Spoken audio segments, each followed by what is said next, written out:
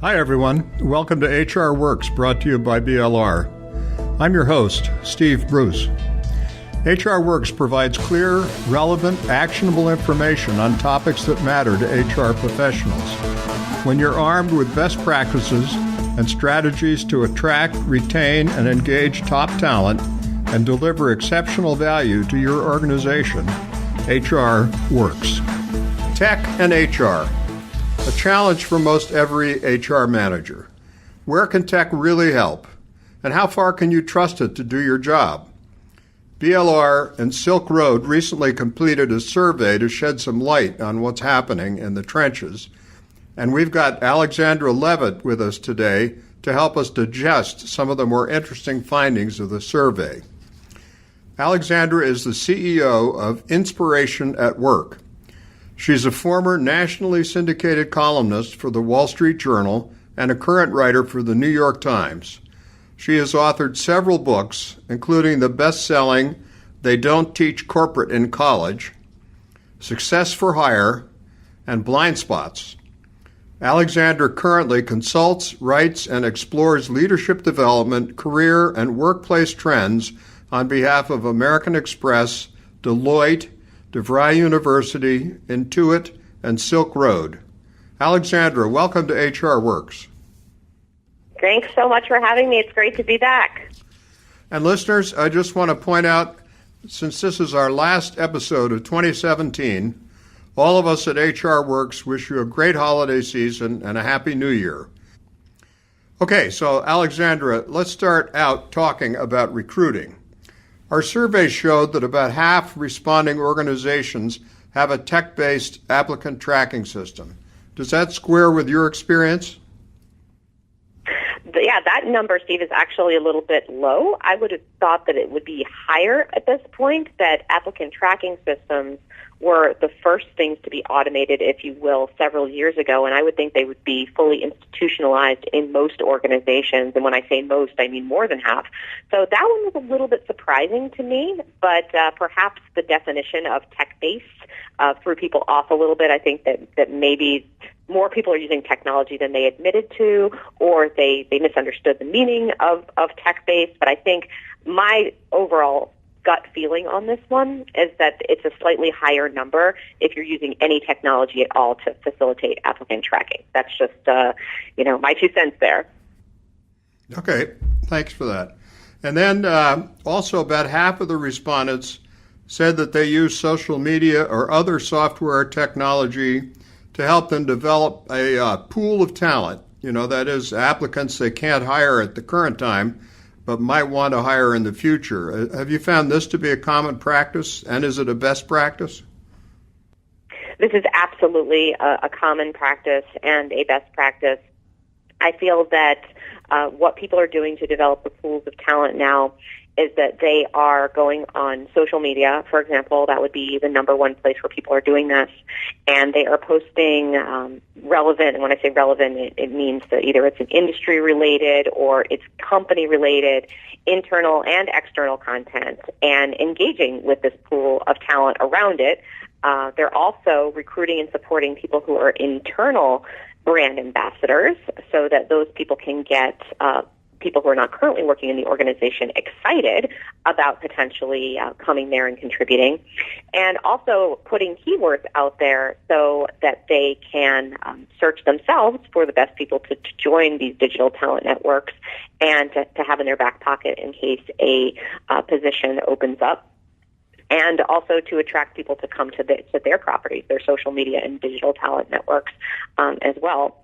And so in terms of the best practices for doing this, and we can talk about that later if you like, but there are a few. I think that you do have to be careful when you are using social media to build a platform in which you intend to connect with what we call passive candidates.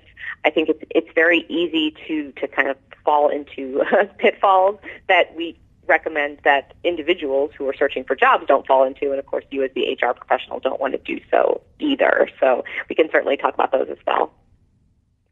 All right, well then, more specifically, what exactly are hiring managers and HR professionals doing to source their candidates on social media? What are the best approaches? Well, yeah, in addition to posting that relevant content and doing so on a regular basis, I think that is one of the things that we see is not quite at best practice level right now, where the majority of organizations will have someone who is engaging with passive candidates on social media, who's posting blogs and posting interesting articles and having two-way conversations on Twitter and Instagram and such. But I don't see the frequency of posting being what it necessarily needs to be. I think you really have to have a dedicated person who is on there really every day, having conversations with people. And yes, that does take effort, it does take time, it does take resources. So that's certainly a best practice. It's just you're always there and you're always available. In terms of other best practices for sourcing candidates on social media, you want to be really transparent about viewing applicant profiles. If you're doing this, you want to be admitting that you're doing it. Don't do it kind of on the fly and hope that no one will figure out that they're being looked at, because inevitably somebody in an interview is going to mention something. And while I think most candidates now are savvy enough to expect that someone will be looking at their profile prior to an interview, it's one of those things you just would rather be honest up front and just say that you're doing it. It's fine. You also want to post more about others than yourself as an organization. So you want to be promoting industry material, analyst material, anything that candidates might find helpful about the job search and goings on in your field in particular, rather than having it be a purely promotional tool. The other thing you really want to do is you want to consult legal about the details of compliant postings, because you definitely want to avoid bias. There is a lot of guidance around this now, but essentially you don't want to be using language that could be perceived as attracting a certain type of candidate or candidates from particular groups.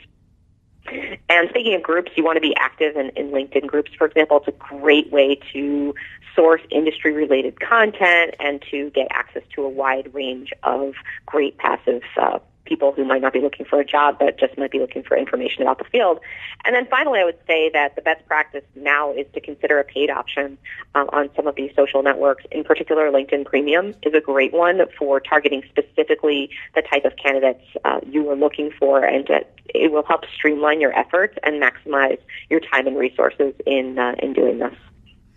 Okay, great. That's helpful. Now, what are the most productive specific sources of candidates? I'm thinking about their sites like LinkedIn or their job boards or what? Where are people going and having success?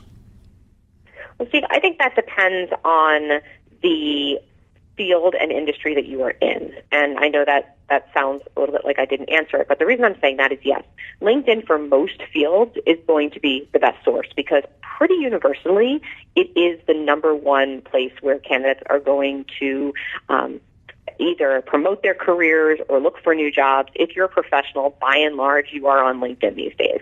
So LinkedIn is going to be pretty universal. However, beyond that, I would have to say it depends on the industry, because many industries have very specific outlets online, job boards that might be associated with an organization, for example, or an association.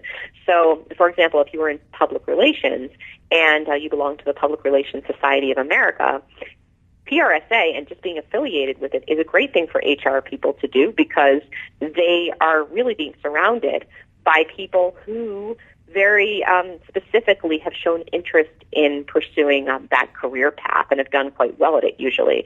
So that would be my second recommendation in terms of where to look, is does your industry or does your field have an association that's very popular that a lot of people belong to, and does it have a job board associated with that?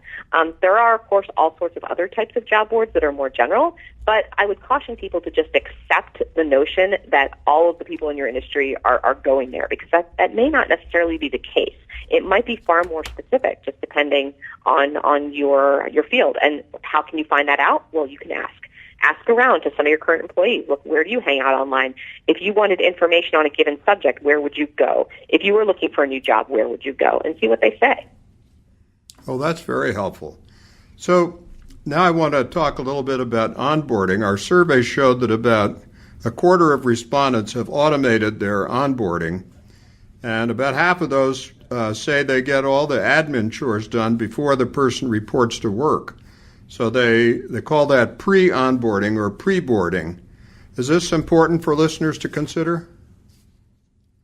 Oh, it's so important. And I think that the main reason it's so important is that these days there is so much time between offer acceptance and start date. And during this time, candidates, especially if they are top talent, may be interviewing elsewhere. They might be having second thoughts about their decision. And so to engage in preboarding, meaning you actually reach out to them and give them information, give them support, it reinforces that they've made the right choice. It diminishes any scariness, any apprehension they might be having, and it makes them feel like they're really valued and that they're welcome. It also, just from a practical standpoint, helps them get acclimated and up to speed much more quickly so that once they start, meaning once they're at their first day, they can ramp up to full productivity much more efficiently. And so I think those are all of the reasons why engaging in pre-boarding or pre-onboarding is actually going to save you a lot of money and a lot of time and a lot of resources in the end, and will also ensure most of the time that you do not have that attrition or that fall off between offer acceptance and start date. All right, well, that makes a lot of sense then. Now, further on onboarding, about half of our respondents in that survey said that onboarding just is really one day. And then we had about a fifth of the people said it lasts longer than a month. So what do you think is the recommended length of time for onboarding? Well, my recommended length of time would actually be closer to a year, or at least 6 months. And of course, the implication of that is that it's not just human resources that is involved in the onboarding process. Traditionally, when we looked at onboarding, it was the orientation, and that's where people are getting that one-day number. People would come in and they would sit in a room and they would get all the information about the organization. They would complete all the paperwork. Maybe they'd have a guest speaker or two. Maybe the president of the organization or someone higher up would come in and pop their head in and introduce themselves. And then that was it. You were kind of like left to your own devices once you would leave that orientation room. And I think most HR professionals now understand that to be fully effective, onboarding has to last a good amount of time, and it has to include substantial input and participation from the hiring manager and his or her team, getting that person up to speed, not only introducing them to job responsibilities, but also to set up one-on-one meetings with people in other departments who make things happen, taking them out for events so that they feel like they're part of the team, monitoring closely their performance so they know what their short and long-term goals are, and they can connect with their manager pretty regularly on those. And these are all things that need to happen in that 3, 6, 9, 12-month marks. So I don't think onboarding should ever be fully over until that person is not even a new employee anymore. They're just like everybody else. And even then, we still need to focus, as we've talked about with SilkRoad many times, we have to still focus on their employee experience to make sure that it's continually rewarding. Yeah, it becomes an important part of engagement and retention. So then talking about performance management, the survey found that about a third of respondents use an automated system for performance management, and often that's to facilitate more frequent feedback or check-ins that a lot of organizations are moving toward. So why are companies starting to incorporate those more frequent feedback, and does software really help with doing that? Well, Steve, this is one of my favorite questions and one of my favorite developments that we've seen in the HR field in the last decade. And really, if you think about the traditional performance review process, it dictates that no one really thinks about feedback unless it's the designated time, which typically is around the year mark of annually, or for some organizations it's biannually, so it's every 6 months. And by this time, goals are usually out of date, and much of the feedback you're going to get on those goals is totally meaningless. So what organizations are doing now is they're using software, they're using technology to facilitate the two-way exchange of guidance that's more in real time. And this is reflective of the increasing agility that's really required of all businesses today. And the advantage is it improves engagement, it improves retention because people receive more continuous encouragement, more continuous praise, and they also receive constructive course correction along the way. So if something is not going well, it doesn't fester. It's not an issue that's left to get worse. The manager can nip it in the bud right then and there. And it makes employees feel like their managers care. And if there's a problem, employees are confident that it can be addressed in a timely manner before it has a chance to get out of control. So for all of these reasons, automated performance management is gaining in popularity. And one thing that's critical for us to mention is, although it's automated, it still requires that human touch. So the automated component can help us indicate when we should do things and how, and maybe facilitate some of that microfeedback or those quick little check-ins where you get some information and guidance along the way. But you also want to be making sure that you are seeing people face-to-face as much as possible, or if you are remote, using teleconference or video conference so that you can actually see the person's face, because we can't ever fully automate this, because performance management, so much of an important part of it is that rapport that people have with their managers and with their team that supports their development and growth. So while we see the growth of this, and I think overall it's a very important development, we need to remember too that we can't lose the human aspect of this. It's still going to be something that is very critical for success ongoing when it comes to performance management. So a lot of good reasons for companies to think about moving in that direction. Then also sort of following along, the survey showed that only about 13% use technology for succession planning. So it seems like more organizations maybe should be focusing on that. How could they use technology to facilitate their succession planning? Oh gosh, this is critically important. Succession planning is one of those things that nobody likes to really think about, because you don't want to think, oh, someone's going to quit suddenly, or, oh, there's going to be a disaster and all of a sudden we're going to have all of these vacancies. But the truth is even if things go perfectly, you still need to think about who's going to be leading your organization in the near future. And in particular, this is important because who are the near future leaders of your organization? They are a group called the millennials. And the millennials have shown us that they want to know where they're going, in particular, like they want to know their exact career path. And they're much more likely to stay in an organization if that's been formally laid out, if they've been approached and said, look, we think that you're fantastic. This is the role that we are grooming you for. If they hear that and it's actually been articulated and there's a development plan in process to make that happen, you are going to have that top talent much, much more likely to stay.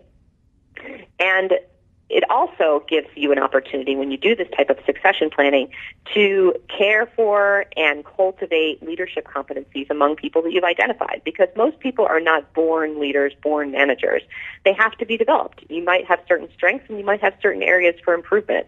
And by formally identifying those areas, you can make sure that you are helping people gain them before they actually need them, meaning before they are in the official leadership positions. And then finally, succession planning helps organizations cope in the event of an unexpected setback, what we were talking about a minute ago, or challenge. And also, I like it, too, because it gives colleagues a voice in terms of the direction of the company. When you poll people who might be at the mid-level or the senior level, and you ask them, who do you want to see as the future face of this organization? Who do you feel has the right skill set? Where would you slot this person? If they really feel, oh, my gosh, this person cares about my opinion. And then that helps with their retention. So in terms of the technology itself, well, today's software really helps leaders maintain a super close connection with performance and unearth areas for growth. So by tracking this stuff, you recognize, oh my gosh, this person would be a great leader, but their interpersonal skills need a little bit of help, and so you can get them the training they need, again, before they find themselves officially in that role. And the systems also allow for better direction in terms of assessments, and also help us all be more transparent in monitoring individual career paths. So once you've identified someone, they can actually see through the system what progress they've made in terms of acquiring the right set of competencies to take on that leadership position. It's just good all around for helping everyone understand what's going on. And it's good preparatory exercise. And I think that while we don't want to think that the current leaders are ever not going to be around. The truth is that we're going to have mass retirements of the baby boomers within the next 5 years. This was something that we were expecting to happen years ago. It didn't because of the recession, had baby boomers working a lot longer, but they're only going to be able to work for so long. And so the millennials and Generation X will be taking over, and we need a clear plan for that. And fortunately, we have great software that can help us get there. Great, that's very helpful. Now then I'm wondering about training and development. Our survey showed that about half of respondents use tech somehow to deliver, manage, and track the training and development process. So I'm interested in your reaction to that, and also wondering what you think is more effective for training, in-person or e-learning training. Oh, this is a good question. And personally, I think a mixture, and this is probably not going to surprise you given what I've said so far, but I think a mixture of both is usually best. They serve different functions. In-person training is often more motivational and inspirational. People leave feeling really good, feeling like, yes, this is why I want to do this. But issues tend to arise when it comes time to incorporate the lessons into their everyday life and jobs. And this is where e-learning can really come in handy. The best e-learning really allows employees to practice new skills and apply them to ongoing work scenarios. Now, when we look at the best way to develop e-learning, it needs to be more streamlined and concise than in-person trainings because your attention span is a lot shorter.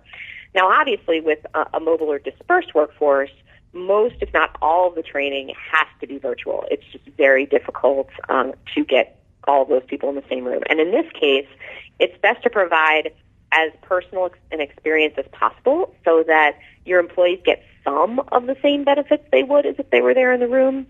And I like to say that you should do at least some of it, maybe at kickoff, live, so that you can use video and chat so that there can be people there in the room who might be working in a particular office, but your virtual employees can, quote unquote, meet other participants. And you can also provide mechanisms that allow traditionally in-person trainings to be interactive, as opposed to people just sitting at their computers being passive recipients of information. I look at that as kind of like the death knell, because if you're giving someone the opportunity to do something else while they're supposed to be paying attention to the e-learning, they're not learning. So you want to do everything possible to ensure that people are engaged when they are doing these courses. And that might mean you have a quiz every so often to make sure that the people are internalizing things and that they're understanding things. It could be that they have to click on certain things, but either way, you want to keep their attention focused on the matter at hand. And it's certainly helpful when you keep it, as they say, short and sweet.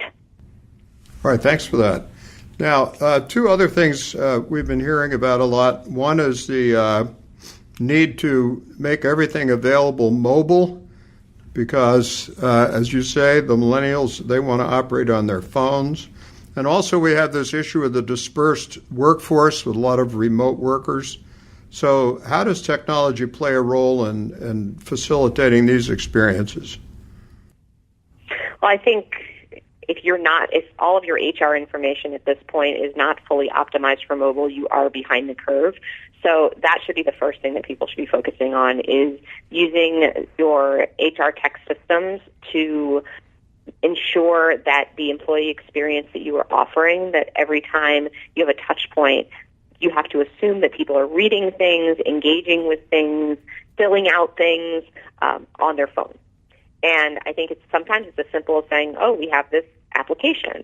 And traditionally, you would imagine somebody filling it out on a desktop and submitting it on a desktop. Now you have to be assuming that they have to be able to look at it, understand it, and have a great experience with it on a very, very small screen. And fortunately, there are more and more people who are schooled in being able to do this. In fact, application development for mobile is very fast growing, and we see that it is one of the key entry points for what we call citizen development, which is basically your everyday person in an organization, not someone in the IT department who says, oh, we need a job application where someone can download it and they can fill it out and submit it on a phone. And you have just a regular person in whatever department, either human resources or otherwise, who has a passion for application development and can use a low-code or no-code platform to do that. And so that is a trend that we are seeing a lot, and I think it will play into organizations' ability to leverage mobile and be more successful doing so. And of course, for the dispersed workforce, mobile is absolutely critical because a lot of times people are not in an office. They might be on the road. They might be in the field. And so giving them real-time access to all the things that they would have if they were in the office is important in ensuring that they have a really consistent and rewarding experience with your organization, despite the fact that they might not be sitting there at a desk like many of your other people. All right, thanks. All very helpful. Now, finally, a more general question. As far as HR tech transforming organizations, in our survey, 17% of respondents said that tech had transformed their organizations very much for the better, but 42% said the transformation was somewhat for the better. And of course, there were some people who said it was worse. So I wouldn't call this exactly a ringing endorsement. What's your take? How well is tech doing at transforming our organizations? Well, I think that, believe it or not, there are still organizations that aren't using HR tech at all. But within 5 years, that's not going to be the case. It's going to get easier to use certain software and applications over time because they've been around. The implementations are more mature. So we can think about things like onboarding and payroll as implementations that for most organizations have been around a little bit. And there'll be new technology that will be appearing all the time. And people aren't ever going to fully catch up, but it is going to get easier. And one thing that I like to project a little bit into the future here is that one of the main things I think HR professionals are going to grapple with is technology that involves human and machine collaboration and artificial intelligence. Now, when we look at how we're using that now, it's mostly in the form of chatbots. And we, as HR professionals, have to determine the most efficient way to design, to implement, to evaluate and tweak our usage of these bots and other forms of artificial intelligence for greater productivity. Because if we don't figure out how to use what we already have, when more technology that's advanced comes on the scene, we aren't going to know what to do with that either. So I think that if you are behind, the key message here is just not to give up and bury your head in the sand, but to embrace it and say, you know what, there are certain things I don't need to learn at all because they're already obsolete. Instead, let me just jump on the bandwagon now and move, full throttle into bots or artificial intelligence. And the key thing is just to recognize that this isn't going away as a trend. And so it's something we all need to be focused on, and it's not necessarily something where you as an individual have to be an expert. There are lots of people around who can help you. As our example for citizen development showed, there are people all over the place in all departments and all functions popping up who are interested in these things, interested in how do you create a bot, how do you develop an application, and use those people to help you get up to speed. It's not something that every individual has to be proficient on, but every department certainly needs to be. So exciting times ahead, I think. To sum this all up, any final recommendations for companies that are looking for tech help in managing HR? Well, I would just say that, the role of the HR professional that's a human being is not going away, and this is going to be something that I think is going to concern a lot of people, but human professionals who know other people and who know the field are more essential than ever because there are going to be times when our tech systems lead us in a different direction, and we need human judgment to be in a position to make the best decisions for the business and for the people. And I believe that HR tech is valuable because it puts us in a position to spend more time rather than less on the person-to-person element of work and the employment experience. All right, great. Alexandra, thanks so much for joining us today and providing helpful and practical insights. You're welcome. It's always my pleasure to be here with you both, and I hope everyone listening today has a wonderful holiday season. We'll see you next year. And the same for our team and also to you. And you can look for our next episode on January 2nd, 2018, when our topic will be gamification and how, when properly designed, It can work for your organization to develop talent, improve productivity, and even impact your bottom line. So listeners, let me know what HR Works should cover next. sbruce@blr.com. Thanks for listening. This is Steve Bruce for HR Works.